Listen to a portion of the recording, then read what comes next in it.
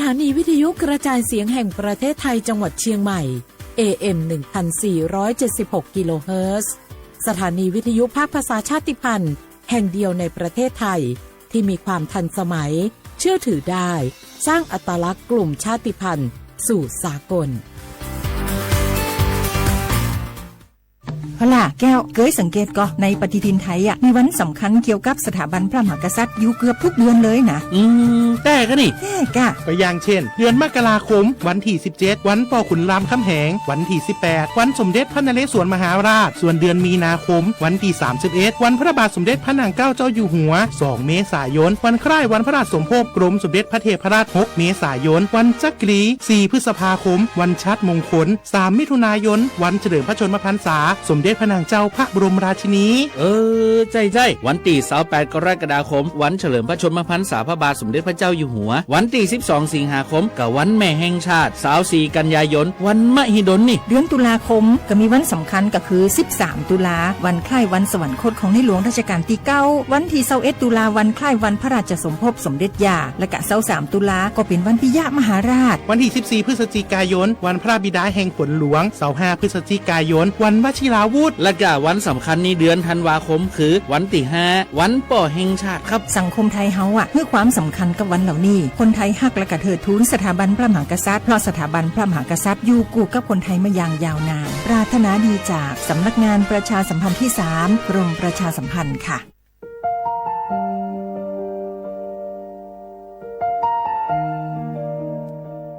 ขอน้อมเกล้าถวายอาลัยสมเด็จพระพันปีหลวงพระแม่แห่งแผ่นดินผู้ทรงเมตตาเหนือเกล้าขอพระองค์เสด็จสู่สวรรคาลัยข้าพระพุทธเจ้าข้าราชการและเจ้าหน้าที่สถานีวิทยุกระจายเสียงแห่งประเทศไทยจังหวัดเชียงใหม่กรมประชาสัมพันธ์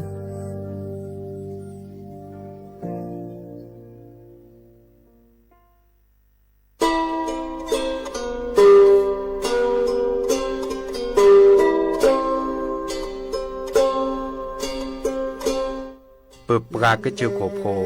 เปิดปลากระลือปลากระยอสู่หากอสาหากอตาเชกตอเลจอปามโมซาสมูลอพีตาบิยอผาแกเปิดปลากระลือปลากระยอ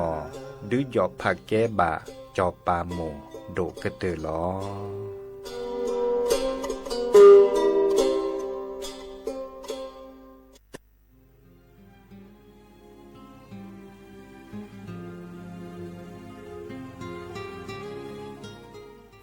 This is a moment of profound grief for the Kingdom of Thailand. The collective voices of Radio Thailand Chiang Mai, join the Thai nation in mourning the passing of our beloved Queen Martha, Her Majesty Queen Sirikit. Her life was a testament to the unwavering service, grace, and deep love for the Thai people. Our humble condolences and thoughts are with His Majesty the King, the royal family, and all the Thai people during this deeply sorrowful time. We will remember her forever.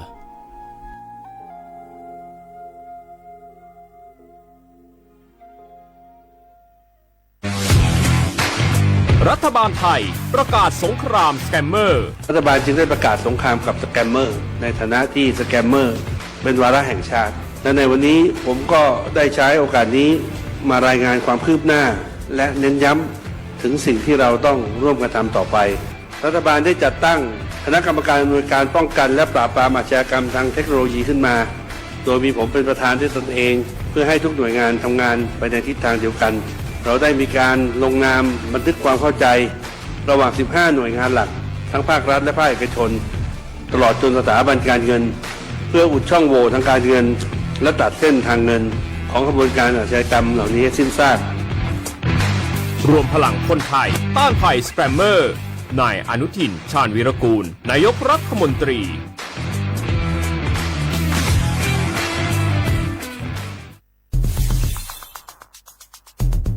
แค่3 ปีความเสียหายจากอาชญากรรมไซเบอร์ของคนไทยพุ่งทะลุถึง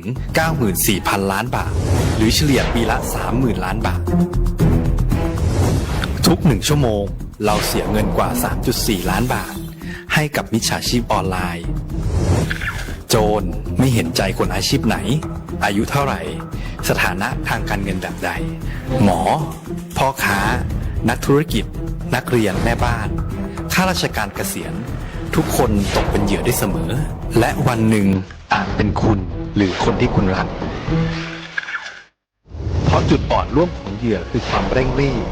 ขาดสติหรือแม้แต่บางครั้งก็เกิดความโลภจนเกินไป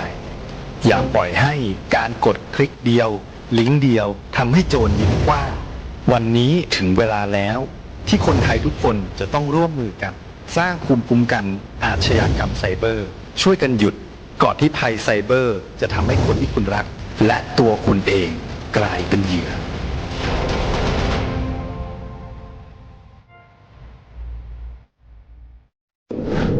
ในช่วงนี้หลายพื้นที่ของประเทศไทยอากาศหนาวเย็นอย่างต่อเนื่องโดยเฉพาะยอดดอยและยอดภูประชาชนอาจเสี่ยงต่อโรคและภัยสุขภาพจากอากาศหนาวได้ ขอให้ทุกคนเฝ้าระวังโรคที่พบบ่อยในฤดูหนาวได้แก่ไข้หวัดใหญ่ปอดอักเสบโรคอุจจาระร่วงโรคหัดโรคมือเท้าปากรวมทั้งภาวะเจ็บป่วยหรือเสียชีวิตจากอากาศหนาวโดยไม่ทราบสาเหตุโดยเฉพาะผู้ที่ไม่สวมใส่เสื้อผ้ากันหนาวหรือผู้ที่ดื่มสุราเป็นประจำป้องกันง่ายๆเริ่มที่ตัวเราดูแลสุขภาพให้แข็งแรงออกกำลังกายสม่ำเสมอรับประทานอาหารปรุงสุกดื่มน้ำสะอาดล้างมือบ่อยๆไม่ใช้ของส่วนตัวร่วมกับผู้อื่นและหากมีอาการไอจามอย่าลืมสวมหน้ากากอนามัยทุกครั้งขณะอยู่ในที่แออัดที่สำคัญควรรักษาความอบอุ่นเตรียมเสื้อผ้ากันหนาวให้เพียงพองดดื่มเครื่องดื่มแอลกอฮอล์เพื่อความปลอดภัยในช่วงอากาศหนาวนี้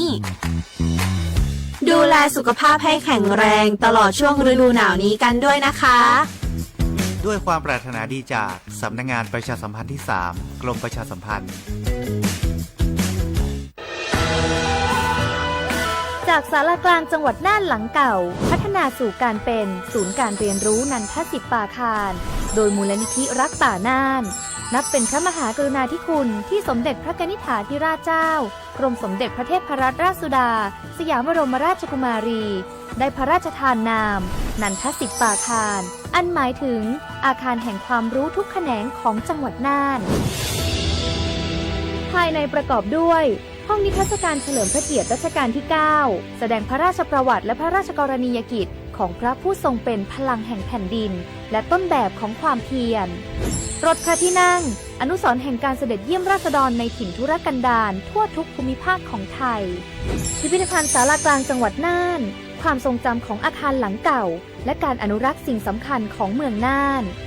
เทคโนโลยีกับมนุษย์จุดประกายความคิดสร้างสรรค์สู่การสร้างนวัตกรรมในอนาคตน่านซิมูเลชันแนวทางจัดการขยะที่ยั่งยืนเพื่อตระหนักถึงผลกระทบต่อสังคมเศรษฐกิจและสิ่งแวดล้อมห้องสมบัติน่านย้อนรอยสู่อดีตและความรุ่งเรืองของนครน่านผ่านเงินตราเครื่องเงินและผ้าทองเปิดให้เข้าชมฟรีไม่มีค่าใช้จ่ายตั้งแต่เวลา 9 นาฬิกาถึง 17 นาฬิกาหยุดทุกวันจันทร์และวันนักขัตฤกษ์มาร่วมอนุรักษ์สืบสานสร้างสรรค์ศิลปะวัฒนธรรมและวิทยาศาสตร์ของเมืองน่านคุณค่าที่น่าภาคภูมิใจ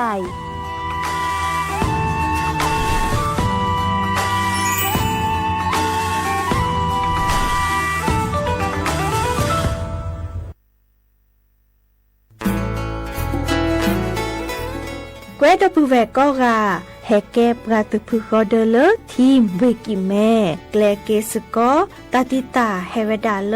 หมอูแกทอลปราปูหมออวปลือดอผักพลือ PM 2.5 เลราโตกอต้นโนหมอูแกทอเตคือเลตามาหล่อกว่าแชแกลเกตาติตาเฮเวดาเลหมอูแกทอลปราปูหมออวปลือดอผักพลือเลเวกิแม่โทรศัพท์เตเบอร์คอเลว่าเยเซอร์เตอคีก็ว่าข้อเวกิแม่ปรับพลาลอที่กอตองพิขากรอขาแกลเกตาติตาเฮเวดาเลหมอูแกทอลปราปูหมออวปลือดอผักพลือ PM 2.5 ตลอดตะแกเลตอตเนเรนแควดิซอเลกชูอูชูแกตาเล FID ตบาชูอูชูแกตาบาปากรอขาตเมเลชูอูชูแกตาสพอสขาเซเดวาเดเซลาเคก็จะถอนเลมือนี้มือซอเตอร์ลามกราคม ตือเลอมือนี้มือซอเซชิเตอร์ลาพฤษภาคมนี่ที่โทยกยาคือชิคุยและรามากมาที่กอตลอดพิขาปราจีนหยอนันนอกอตาเชมุลาเรเฮเวดาเลอสำนักงานประชาสัมพันธ์เวกิแม่แฮแกปราตึพึกอเดเลอทีมเวกิแม่กึฮือกะญาตาเลอโอปุโคปุเคดูทอกลิซอและกะชกะกะชกอมุโคชรีพากะพลือโตโอบานอ